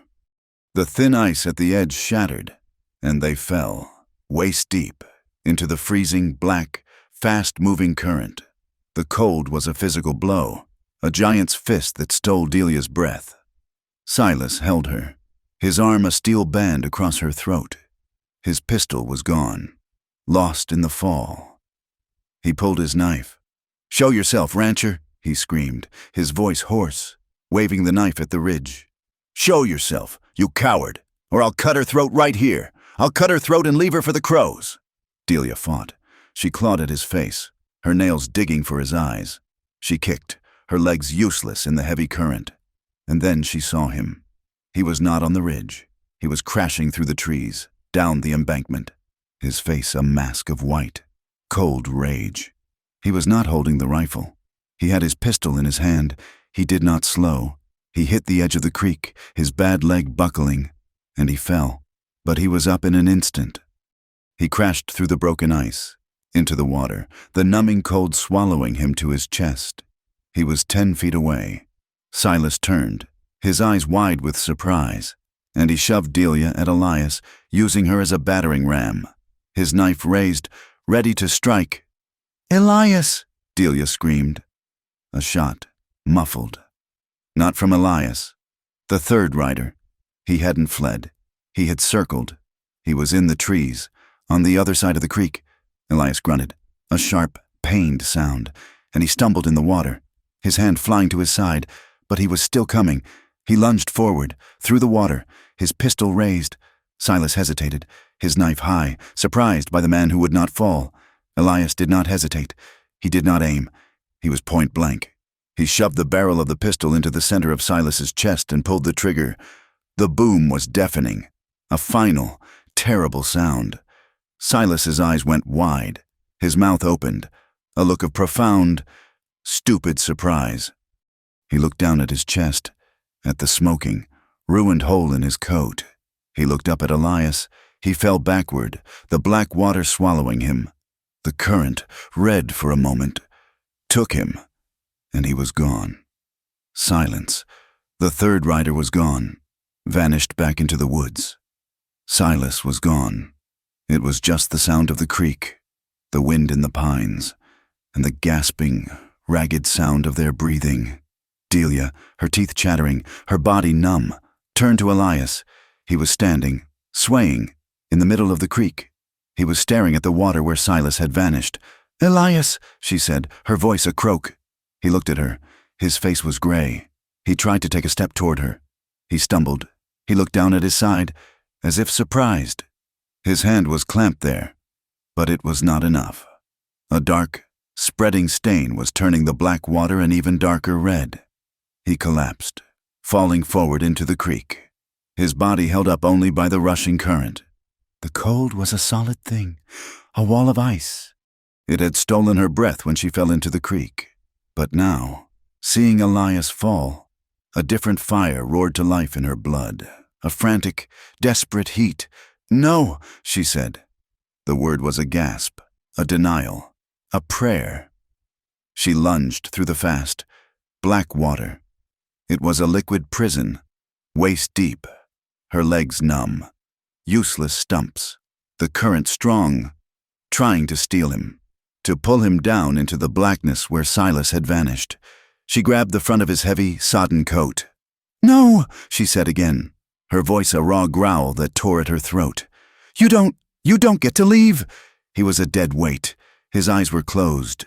His face, in the gray, flat light, was a waxy, terrible color. She hooked her arms under his, her back screaming in protest, and she dragged him. She pulled him, inch by agonizing inch, out of the current, over the sharp, broken ice, and onto the frozen, snow-covered bank. Blood. There was so much. It pumped, a slow, steady pulse from his left side, staining the white snow a sickening, dark crimson. "Elias," she panted, her breath tearing in her chest. She fell to her knees beside him and shook him, her hands clumsy, numb. "Elias, stay. You hear me? You stay." His eyelids fluttered. He looked at her, his eyes unfocused, clouded with a pain so deep it looked like confusion. "Delia," he rasped, and a small, bloody froth touched his lips. "Run north." "Shut up," she sobbed, a strange, harsh sound that was more rage than grief. "Shut up. You're not dying. I won't let you." The walk back to the cabin was a mile. It was an eternity. It was a journey through every circle of hell. She was not strong enough to carry him. She was not strong enough to lift him. But she did. She hauled him to his feet. He was a giant, a leaden, impossible weight.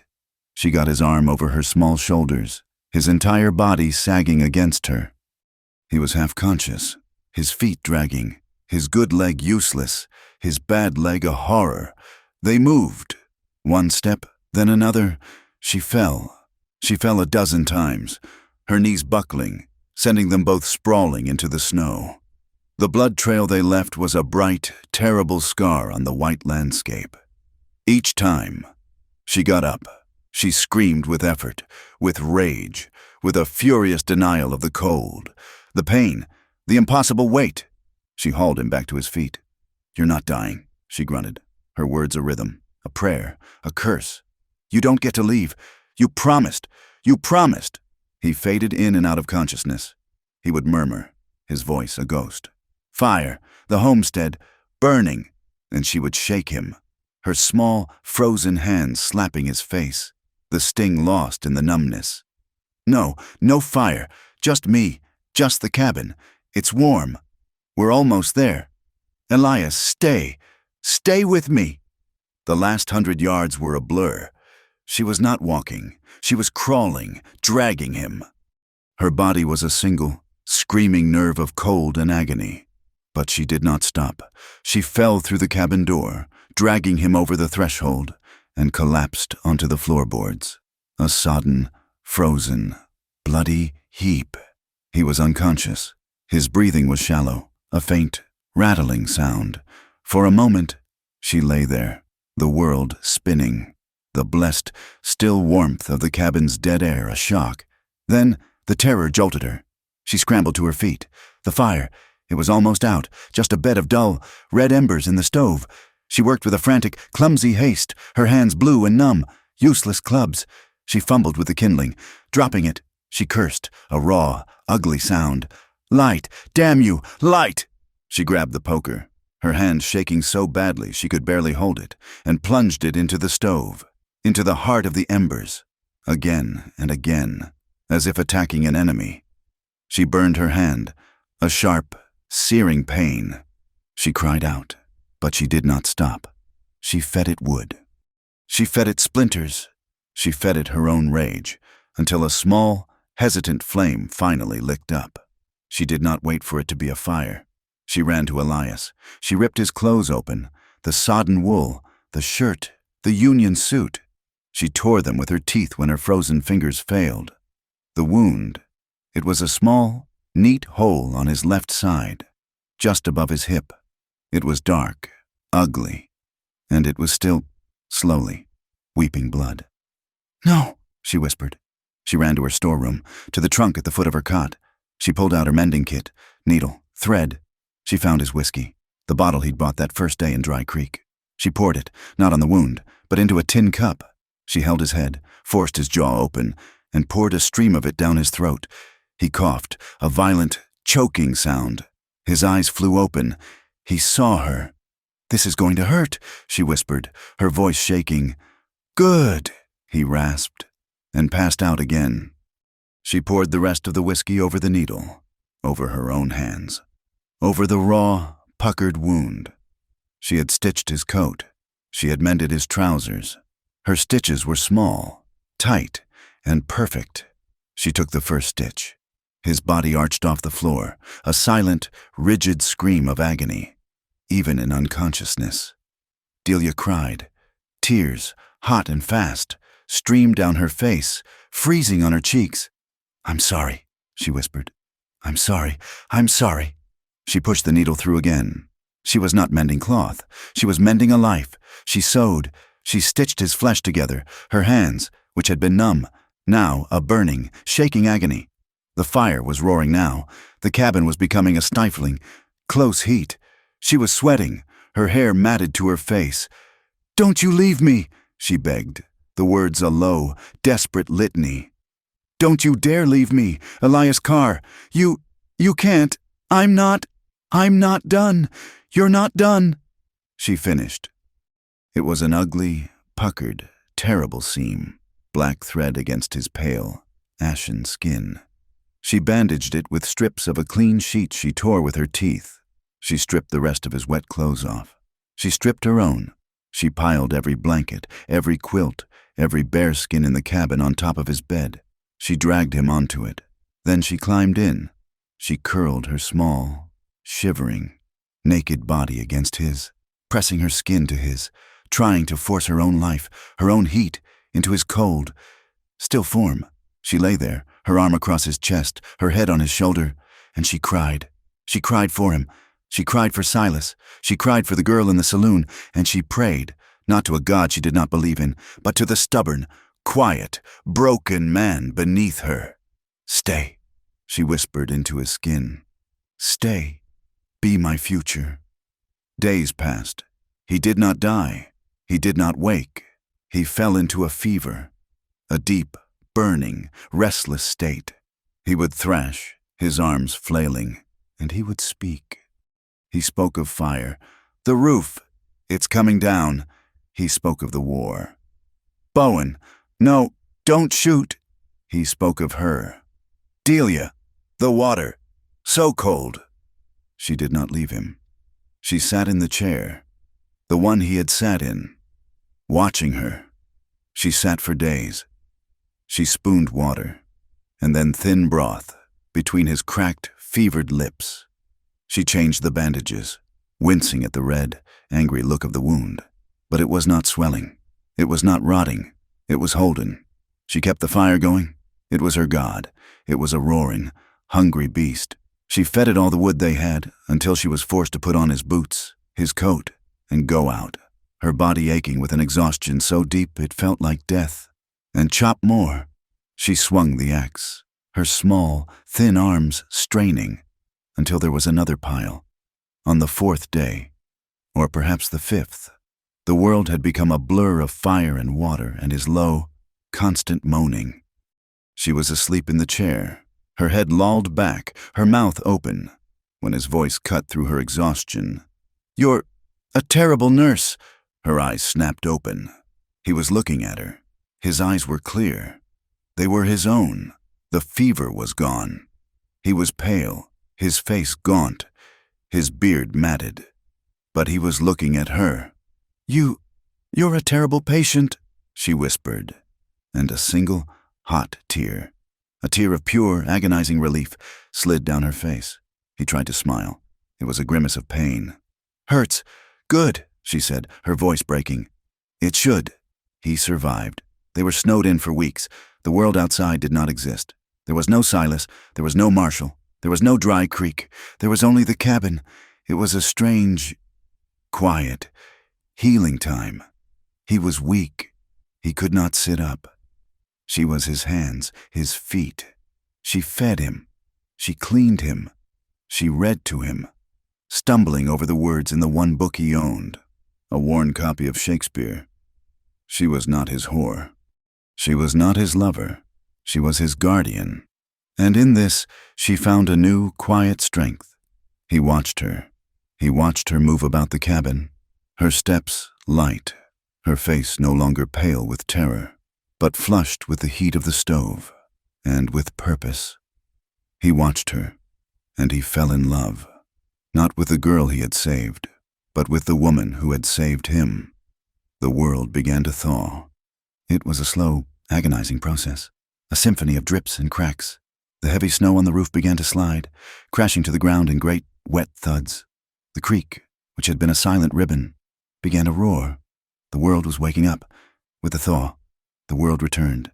Elias was sitting up. He was in the chair by the fire, his bad leg propped up, his face still pale, but his eyes were his own. Delia was outside, on the porch, her face turned to the first, weak sun. They heard the horse before they saw it. They both froze. The old terror, buried by the snow, returned in a cold, sharp rush. Elias's hand went to the pistol on the table beside him. Delia stepped back into the shadows of the door. It was not Harlan. It was not a rider. It was a boy, no older than 12, on a sway-backed mule. He was a male rider. He stopped, his eyes wide at the sight of Elias's gun. "Mr. Carr?" the boy squeaked. "That's me. Got a letter for you," the boy said. He held it out. "From the lawyer in town, Mr. Hemlock. He said it was urgent." Elias took the letter. He tossed the boy a coin. "Get, and don't come back till you're sent for." The boy nodded, his eyes darting from Elias to Delia, who was a shadow in the doorway, and he kicked his mule, eager to be gone. They waited until he was out of the canyon. Delia came and stood by his chair. Elias's hands were shaking as he broke the wax seal. He read it, his face a mask. "Elias?" she whispered. He read it again. His shoulders, which had been tense, slowly, almost imperceptibly, slumping. "He's dead," Elias said, his voice flat. "Silas?" "No, not just Silas. The other one. The one who shot me." He handed her the letter. Her hands shook, but she took it. She read, her lips moving, sounding out the hard words. It was from a lawyer. It was an official notice. Silas Croft. He was wanted, not in Texas, in California. For murder, for robbery. The badge was a fake. The papers were fake. The man who had shot Elias had been found, dead from his own wounds, 2 miles down the canyon. He had been a known associate of Croft's. "The last rider," Delia whispered. "The one who got away. He must have talked. In town." "He must have," Elias agreed. "It says the case is closed," she read, her voice trembling. "It says, in light of Mr. Croft's known history, his death is considered a public service. It says, no one will be coming to look."